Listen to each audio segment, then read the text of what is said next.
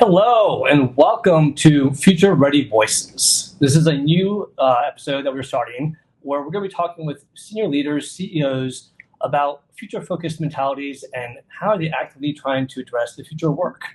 And today with me, I have Dr. Jennifer Sciubba. Dr. Sciubba has been a very renowned person. She's been around and she has been a tenured professor at Rhodes College. She has been an international speaker on the TED stage, community forums, and global stages. She's been published in The Atlantic, Harvard Business Review, and The Washington Post, among others. She's the author of 8 Billion and Counting. Check it out on Amazon. And then globally recognized expert on political demography. And of course, she is the president and CEO of PRB, and of course, my CEO as well. So welcome, Jennifer. Thanks for joining me today. Thank you, Felipe. Glad to be here with you. Can you tell us a little bit more about yourself and what is PRB for those that don't know? Sure.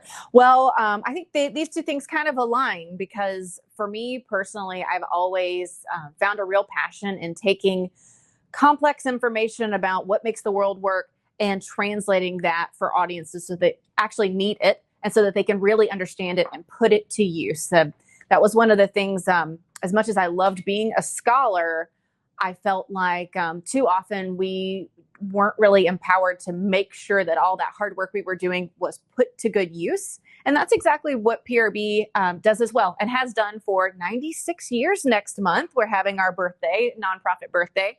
And we are really kind of the translator in chief for this world, helping people find these signals through the noise that's out there. That's amazing. 96 years. That's a long time. So let's dive into some topics here about the future of work and starting off with workforce demographics and labor supply. How would you describe the structural shifts in workforce supply and what do current demographic trends tell us about the challenges ahead? Well, we are really at a place where there's tremendous change. And so I know that every generation at any point in time, they always have the sense that like nothing's been like this moment before, but really it's the case. And so we know this when we look historically, we have seen an unbelievable shift in age structure. And that when you think about, as an employer, who is your average employee? That person is different today and will be in the future than they would have been years ago. And that matters because how we were kind of trained, the kinds of expectations that we had formed about what the world of work would look like, those were formed in a time when the demographics looked different. So overall, the structural shifts that we are seeing are a much older workforce across the world. And in some places, a shrinking workforce. There are actually over 40 countries in the world that have already had peak population and are now have shrinking populations. Besides just those countries, that happens even in the US. So PRB demographers have calculated that between 2020 and 2024, over 40 counties have had shrinking populations. So for many of your listeners who are in different parts of the United States, they may say, wow, this actually hits home for me because we're having a hard time with our workforce there. All right. Well, thank you. And for those of you out there, I am not a demographer by any means. I've been here for a year and a half, and I've been learning a lot about demography and how it impacts HR. So it's been something that's been so valuable. All you HR leaders out there, senior leaders, a lot of us are reactive when it comes to data. We react to our surveys. We react to turnover reports, retention, time to fill. What if we use the data to be proactive? And that's one of the reasons why I wanted to talk to Jennifer today about this, because it is something that's very relevant in our field. And if you want to follow Jennifer Sciubba, you can follow her right there by scanning the QR code, and you can follow her on LinkedIn. So Jennifer, you were on the TED stage, and there's something that you mentioned on the TED stage I want to share. So if we can go to that clip real quick. Are the foundation of everything in a society. We're the workers and the voters and the soldiers and the caregivers. So how many of us there are and who we are, that matters. We're on track for there to be more people over age 60 than under the age of 14 by the middle of this century. That radical shift in modern human society presents us with a world of possibilities. Our demography is our destiny, yes, but how we react to that demography is not preordained. What possible worlds might we create if we thoughtfully plan for an older, smaller population? Just to make it live. All right. I don't know if that clip worked or not, but that's fine. So if you want to check out her TED Talk. Okay. But, with that, you mentioned about what areas of talent HR should be planning for and what area is the most uncertain for the future. So, yeah, most uncertain for the future. There's a real power to taking a demographic lens to look at the world. But there are also limitations to it. And I think one of the things we do here at PRB is we try to always take this information about populations and we put it in context. And I would say that's the case when we think about HR planning as well. It's not just going to be, all right, what percentage of, or how big is this year's graduating college class, to think about who might be coming in if you have kind of this a labor pool that would really draw heavily from that. Who are these people? And I think that's where we really have a lot of these uncertainties, is that when demographic trends combine with broader social trends, technological trends, because the great thing about demographics is it really is a crystal ball for the future. You want to understand how many people will be entering the workforce in 10 years. You just minus 10 and they're in elementary school right now, right? Or if we want to think about, retirees, the same kind of thing. So many people of the future are already born today, but it's when we start interacting with other trends that it actually increases the uncertainty. So it would allow us to plan. Is there a certain area or a certain demographic age group you think that is changing faster than others? I'm sure everybody wants to go to the younger folks. We always have this impression at any point in time. It's like, oh, they're technological natives, or the way that they've been educated is different. But I actually think that it's probably on the older end of the workforce where we need to get a greater understanding, and that there are a lot of changes, because those of us who, actually over age 40 is now considered the older workforce. But we're really trying to grasp how to incorporate AI into our work, for example. It's something we've been talking about a lot here at PRB, and thank you for doing so much with that.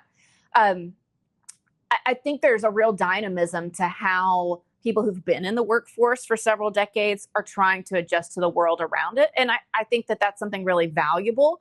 And I'm afraid that too often we kind of write off the people who've been in the workforce for so long and just focus on the fresh, shiny penny that's coming in. All right. Well, that's very enlightening. And I think, obviously with AI and things changing, it definitely impacts all the generations. But let's talk about migration in relations to retention and recruitment. There's some questions that people submitted here. And one of the questions was, how should company leaders view international migration as part of the talent strategy? Are there limits, challenges that affect how much you can rely on recruiting global talent? That is a very great question. And, I always say that migration is so much more political than it is demographic. And so the way that was worded, I really like, because it's how much can they rely on this for a talent strategy? And the answer to that, of course, is political. And we don't get political here at PRB in the sense that we're taking a stance. We're pointing out what is likely to happen and what is happening. And it's true that really, and if anybody's ever attended a talk with me before, they'd know this little fun fact, but most people don't move. We've got over 8 billion people in the world, and 96% of those are still living in the country in which they were born. So when you think about the 40 shrinking countries already, over 40, combined with a mostly static global population, you can start to see that there really are limits on relying on migration for a talent strategy. It would be an insufficient talent strategy on the one hand. On the other hand, of course, it is the case that if you live in a country like Canada, the United States, Australia, migration has long been a part of your labor pool. And so as long as companies understand that there is a limit to that, and that they may continue to really see strains in their pipeline of talent, then I think they would have a more balanced approach to incorporating migration in their strategy. That's fascinating. Actually, and for any HR leaders out there, obviously, that's something you have to think about, because a lot of times we are trying to get creative, trying to think differently, and this kind of data really helps us fine-tune our search.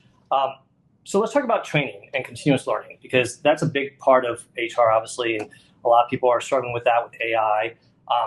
But before that, let's go to a quick clip of your TED Talk where you talked about this a little bit. We're going to have to work longer. Me too. You too. And that's because in Nearly half of economies that the OECD tracks, fewer than 10% of people over the age of 65 still work. That is not going to fly in a resilient world.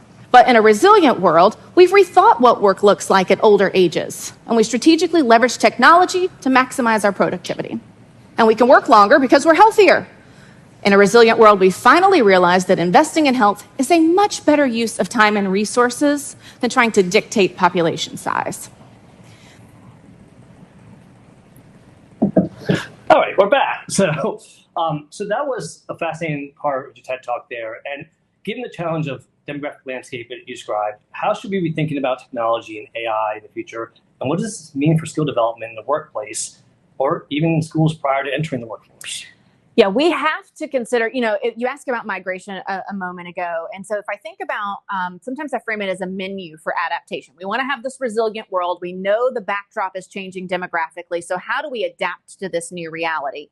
And there's a menu that companies and governments can both choose from when they're thinking about the best path forward for adapting. And I never order just one thing off the menu, right? So countries and companies probably wouldn't do that either. Migration might be part of that talent strategy. Different flavors for companies. But technology is also going to be on there, no doubt about it. And lately, I think 3 talks in a row that I've given, I was speaker number 1 and speaker number 2 was on AI. And so really we see people pairing these two things more and more, understanding that these are 2 massive forces reshaping the workforce. We absolutely have challenges with having current working age populations figure out how to best use AI to increase productivity. Companies are trying to figure out how to balance privacy with the need to cut costs. And I think there's also a real challenge with potentially leaving people behind as AI adoption and different technological adaptations come in so quickly. And so a concern would be that perhaps your older workers who are going to comprise a greater proportion of your workforce are left behind, and we end up with this displacement of them at a time when we really need them the most due to the numbers shifting. It's fascinating. It just reinforces how we need to keep on providing upskilling for all generations, really. Big time. Regardless of what generation, that upskilling in AI is just happening faster and faster nowadays. So if you're not planning now, you might want to start planning and thinking about it. Yeah. So in going on to the next topic of generational and cultural trends, we just talked about that. We have 5 generations in the workforce right now, which is the first time. That's insane.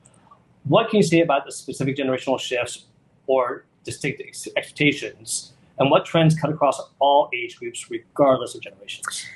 Yeah, on the latter one, I think we see that more and more. So 2 pieces. One is when I've been talking lately to folks at big companies who are in HR, they express that they really do see generational differences. Now, sometimes when we have a demographic lens, we downplay those because we know that it's really just about, in a way, an arbitrary cutoff year, right? Like this is the first year, 2025, of a new generation. Well, how different is a baby born this year versus last year going to be, really? Except that these HR managers, they actually feel the differences. And so they say that there's a difference in the approach to what it looks like when the person is at work, or how they feel. And it's stereotypical. It's like what we would expect, but this is what they're reporting. Younger folks, not as perhaps committed to the organization. And those are real challenges that we have to recognize. What I've heard for some strategies for overcoming that is some working across the generations. And I heard a really interesting one last week where this company has found the best solution to skip the Gen Xers, basically. Oh, nice. I'm so offended. But they said it's not really that you would take the millennial and pair them with the Gen X person for mentoring, but if you'll skip a generation, they've had the best success with cross mentoring. Okay. Which actually makes sense with what we were just talking about, even with technology and AI and how they could learn from each other. So that seems to be really important. But there are cross-cutting issues as well, and trends that people are seeing in HR. And I'm sure your listeners have heard these, which is everybody, regardless of age, seems to really be rethinking what they want from work versus the rest of their life. And so there's a tremendous value that people are placing on flexibility. And as I go around and talk to different companies, I actually really don't see the companies responding favorably to that. They only seem to think about how it might cost them something, how it might lead to needing to monitor people more. But the more that companies and management pulls away from what it is that workers are wanting across generations, the more we're going to have these stresses. And I think that those companies that work to institute more flexibility, first of all, they're doing a great job adapting to the demographic shifts, because when you've got older workers and you might need to keep them in the workforce longer, flexibility is one way to do that.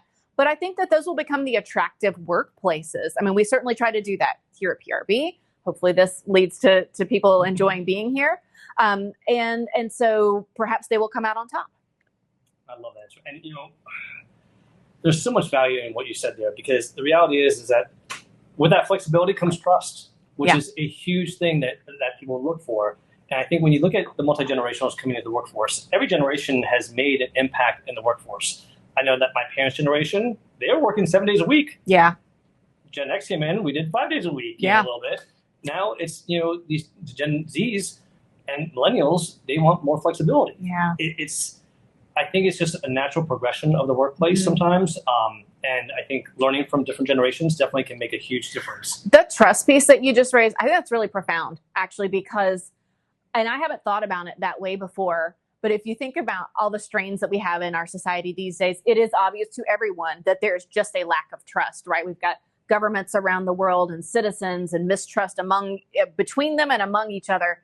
And so, perhaps it is that is mirrored in even our workplace approaches. And so the more we can kind of have this trust as capital, the more successful we will be. And I will say that in the place that I've worked in 31 years in HR, when there has been trust in the workplace, not only have the employees been happier, the surveys have been better, the engagement's been better, the productivity's been better. That trust really does touch on a lot of things. So I'm glad you brought that up. Thank you. All right, so let's talk about, you brought up Gen Xers, who are famously known as a sandwich generation. And let's talk about elderly care and child care. Yeah. We had a question here that many employees need support of aging family members in rural areas, especially there are far fewer care workers, which makes sense. How can companies address caregiving challenges? For instance, offering flexible schedules, caregiving leave, partnerships with elderly services. Yeah, this is a huge issue. And, you raised one of them, which we talked about a moment ago, which is flexibility. I think that is key. The other is to realize that it's often a season of life for an employee. So we have just this all or nothing mentality these days anyway. But if we can get rid of the all or nothing mentality, we should realize that whether it's childcare or care for an older adult in your life, it's typically for a season of life. So if you want to have this good relationship with an employee that you want to be over the long term, it also means recognizing that in certain times, they're in a season of life where they're under different kinds of strains and stresses. And so if you've already poured into them and invested in them and they in you, then you'd want to support them during that season of life, which will have an end at some point for good or for worse.